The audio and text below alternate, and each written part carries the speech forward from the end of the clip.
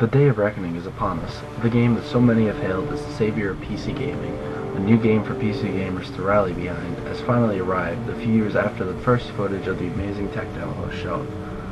It is quite possibly one of the most anticipated games of the last few years on any platform, and has sparked many debates over what is the best gaming platform. Crysis is a spiritual successor of Far Cry and follows in its footsteps of having a huge open world, massive landscapes, and gorgeous graphics. On its surface, Crysis is a pretty game and promises us a wonderful, unique, and fun experience. So does it have the substance to back up the beautiful visuals, or is Crysis nothing more than a pretty face?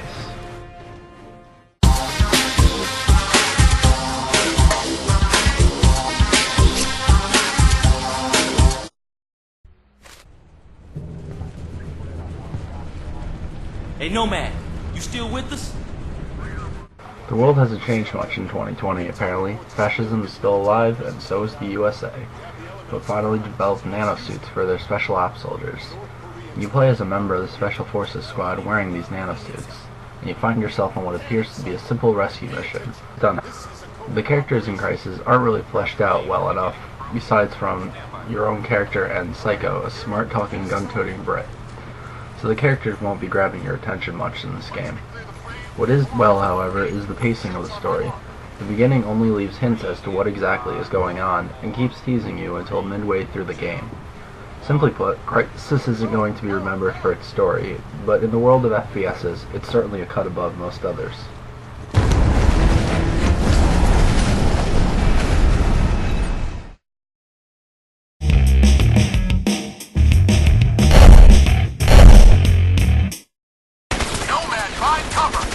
Crysis' gameplay builds on the predecessors by adding a nanosuit technology with many different abilities for you to use.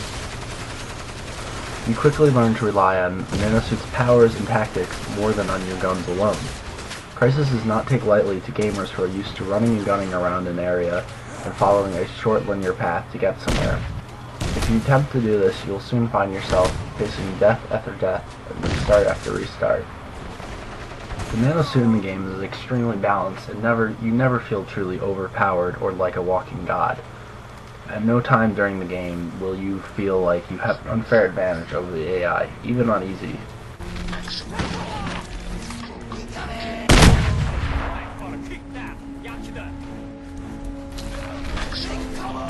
Crysis opens the world to many types of gameplay.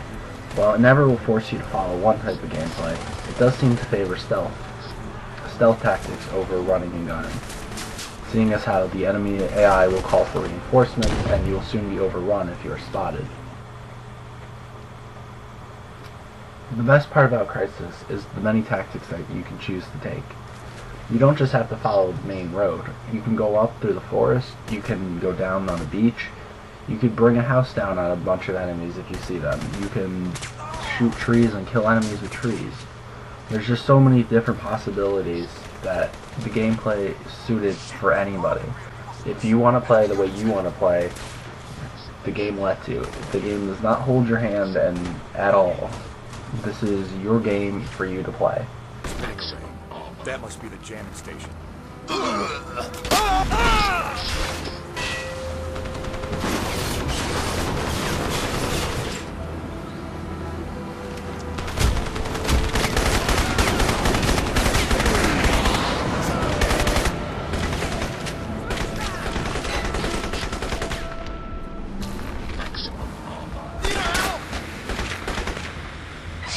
Called in reinforcements. Enemy units headed your way.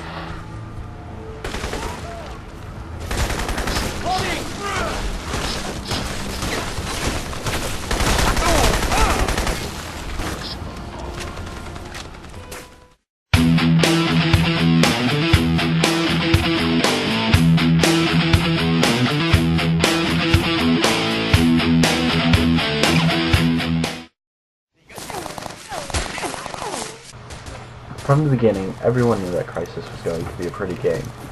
Even though the visuals are not quite what was promised by the original tech demo, at least not quite right out of the box, they're still not only impressive, but the best in the industry.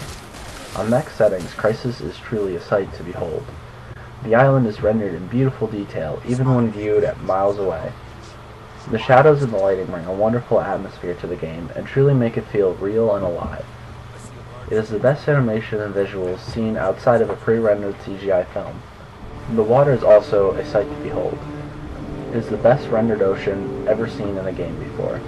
It is not necessarily the best water effects, but no game can match its visuals on its scale.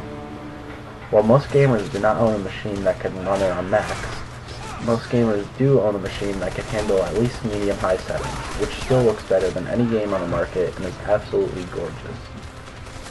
Heads up! We've got more hostiles inbound! Got your back.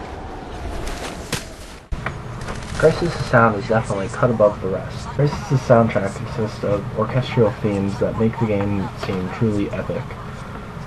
Also, the sounds are very well done, even for the little ones, such as trees swaying in the wind, birds chirping, morning sounds, waves crashing against the beach.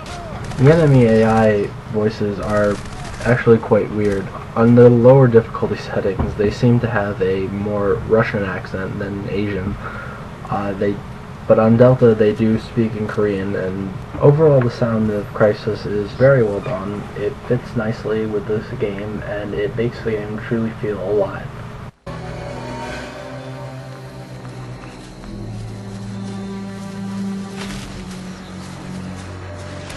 Maximum speed.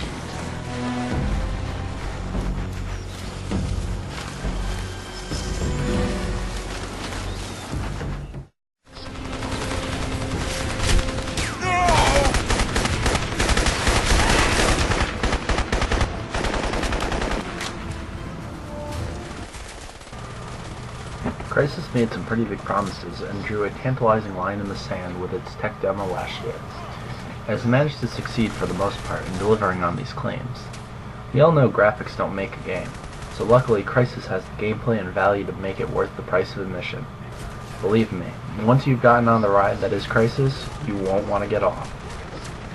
It is a game that PC gamers can be proud to be called an exclusive, and one that the system's users can rally behind.